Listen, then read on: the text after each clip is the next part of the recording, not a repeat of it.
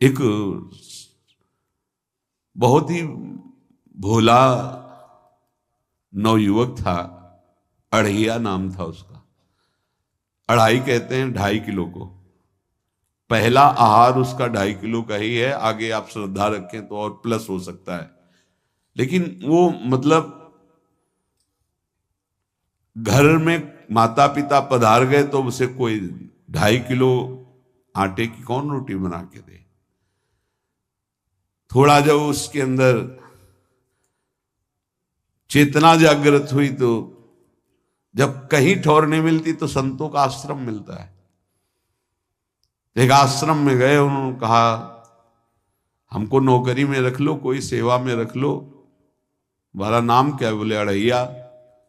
वे कोई नाम है? बोले गांव के लोग कहते हैं क्योंकि 2.5 किलो हम पाते हैं। तो 2.5 किलो? बोले तौल के 2.5 किलो आटे का जब हम रोटी पाते हैं तब हमारी बाल भोग होता है। आगे कोई श्रद्धा करे खीर पूड़ी, पर 2.5 किलो अन्न चाहिए। तो कहा यहाँ भंडारा है, तू रोज 2.5 किलो क्या 5 किलो पावे, क्या सेवा कर सकता है? तो उनका जो आप सेवा बताएंगे सिखाएंगे वो हम कर लेंगे। उनका तुम गाय चराया करो, गाय चरा।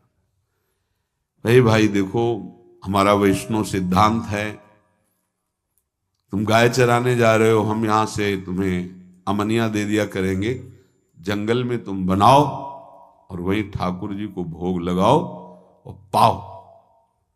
बिना भोग लगाए पाने का विधान हमारे आश्रम से आपका नहीं बन सकता। बोले हमको तो कुछ आता नहीं भोग लगाना, क्या भोग लगाएं?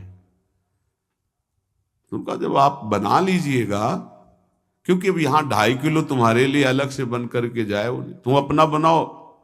जो जो चाहो भंडारी से कह दिया दे दिया करो, वहीं लकड़ी बीनो, वहीं बनाओ और गाय चराओ और ठाकुर को भोग लगा के पाओ। जितना मनावे आप पाओ।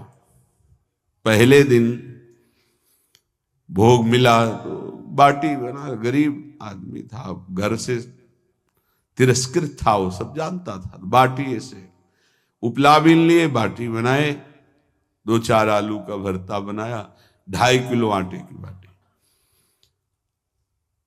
उसने कहा गुरुदेव के ठाकुर आओ भोग लगाओ आके।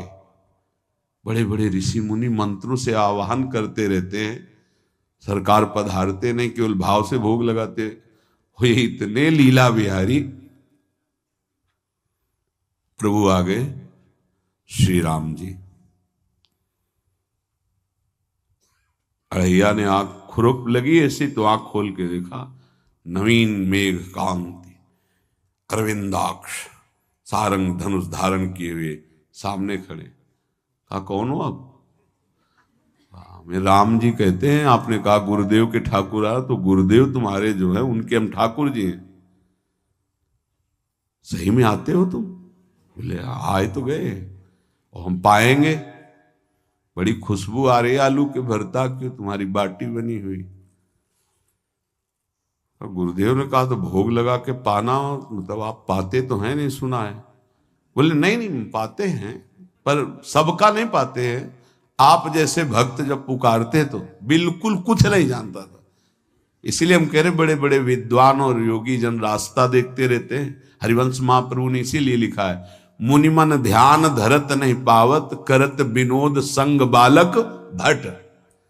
ये विनोद करते हैं, प्रकट हो जाते बड़े बड़े मुनियों के जो ध्यान में नहीं आते।